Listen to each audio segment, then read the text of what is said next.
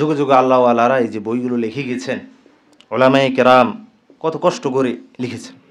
এত কষ্ট করে ওলামায়ে কেরাম এক একটা বই রচনা করেন। আমরা যদি ওই বইগুলোর পড়ে শুধু পড়ব, এতটুকু যদি করতে না পারি তো দিন তো এখানে শেষ হয়ে যাবে। তো দিন শিখতে হয় দেখে দেখে, আর দেখে দেখে দিন শেখার জন্য দীর্ঘ সময়ের প্রয়োজন আছে।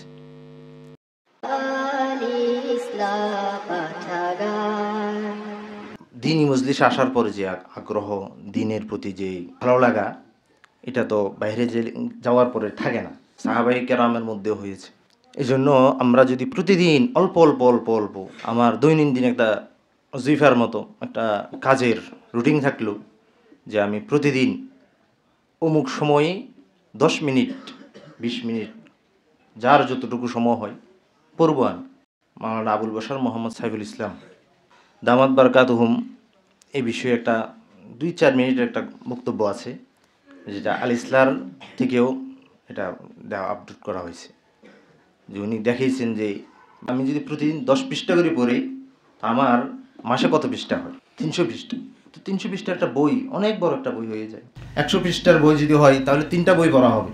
যুগে যুগে আল্লাহওয়ালারা এই যে বইগুলো লিখে গেছেন, ওলামায়ে কেরাম কত কষ্ট করে লিখেছেন, রাত জেগে। এই এক একটা বইয়ের পিছনে এক একজন মানুষের রাত জাগা আছে অনেক।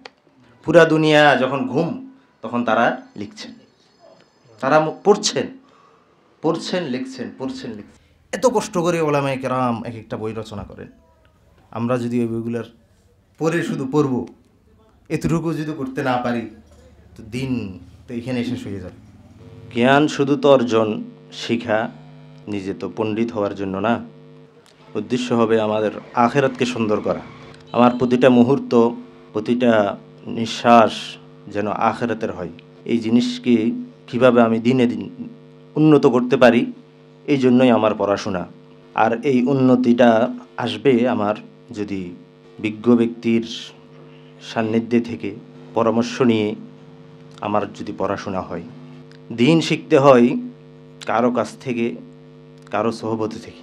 সাহাবায়ে কেরাম রাদিয়াল্লাহু তাআলা আনহুম রাসূল সাল্লাল্লাহু আলাইহি ওয়াসাল্লামকে দেখে দেখে দিন শিখেছেন। তাবেঈন সাহাবায়ে কেরামকে দেখে দেখে দিন শিখেছেন। তো দিন শিখতে হয় দেখে দেখে, আর দেখে দেখে দিন শেখার জন্য দীর্ঘ সময়ের প্রয়োজন আছে। বই পড়ব, নিজের যেই দিনই আবেগ তাকে জাগ্রত রাখব, সাথে সাথে কিছু সময় আমাদের হযরতের কাছে এসে আমরা সময় দেব। দিনের প্রত্যেকটা ক্ষেত্রে এভাবে শিখতে হয়, না হয় পরিপূর্ণ দিনের বুঝ আসে না। কখন কাকে আল্লাহ তাআলা ডাক দেন এটা আমরা কেউ জানি না। এই জন্য ডাক আসার পূর্বেই আমি লাব্বাইকের সাড়া দেওয়ার জন্য প্রস্তুত হয়ে যাই। আমার মনে হয়েছে যেন আমরা আসি, তবে প্রস্তুতি নিয়ে আসি না।